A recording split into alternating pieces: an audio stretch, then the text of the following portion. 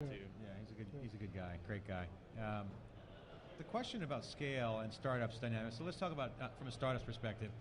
They're out there. They can deal with. And Super Angels have been in the news. We've covered that on SiliconANGLE. You guys are venture capitalists, and you deal with big deals.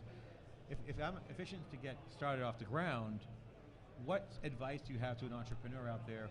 They want a good VC. They want to have someone who's not going to screw them over. They want someone who's going to grow with them, help them navigate and reduce their risk as well, and go to the market, be successful. So what advice do you have to entrepreneurs out there about navigating I need to get financed, I have a prototype, I'm going to fill this white space of a VMware platform or do this and that. What would your advice be? I'm sure we agree that you just go to El Dorado, start there, do your Series B with one of these guys.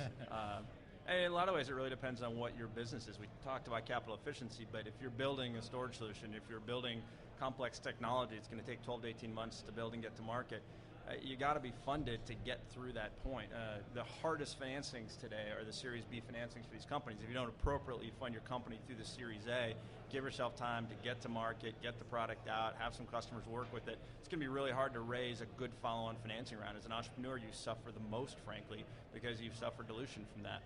More capital efficient deals, and I've heard some really smart super angels say the same thing. The best deals they've ever done, they may have done it on their own initially, but most of those over time take enough capital that to not raise venture money would be a very challenging thing to do to really build it appropriately. So you're saying if you want to build a real big business, go to a serious VC. Absolutely, and if you want to start small with a few $1 million because your idea only takes that to start, great. Most of the companies that we're seeing in the cloud space are not companies that are going to get to profitability on $2 million. And as an entrepreneur, if you really think that's going to happen, you should look very hard at your business and look at all the comps around your business and see how many of them were able to do it. And if none of them were, you got to ask the question, what's so unique about our model that's different, or should we be planning to get more capital over time? Most entrepreneurs don't know that angels tend not to do follow-on financing, so that if it's an intensive deal that needs more cash, they may not pony up more. Right? Yeah. I would just add that, when you're, as an entrepreneur looking at a venture firm or an angel, you obviously need to pick a firm that is going to have some money to be there for successive financing.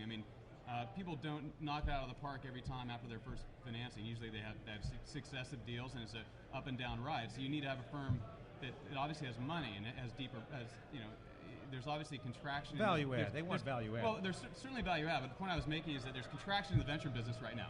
And so there's a lot of pressure on firms who aren't going to be able to raise future funds. So you got to feel good that there's going to be funding there for you down the road is obviously very important. And you need to have to feel good about who you're working with, obviously.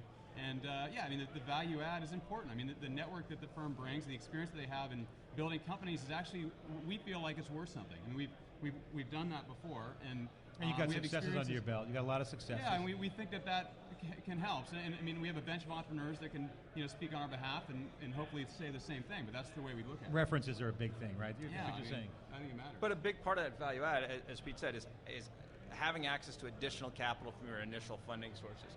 Knowing that when push comes to shove, if things are going well but you're having a hard time raising money out in the market, you can come back to your existing group of investors and continue to scale the business the way it needs to be scaled or should be scaled to be successful.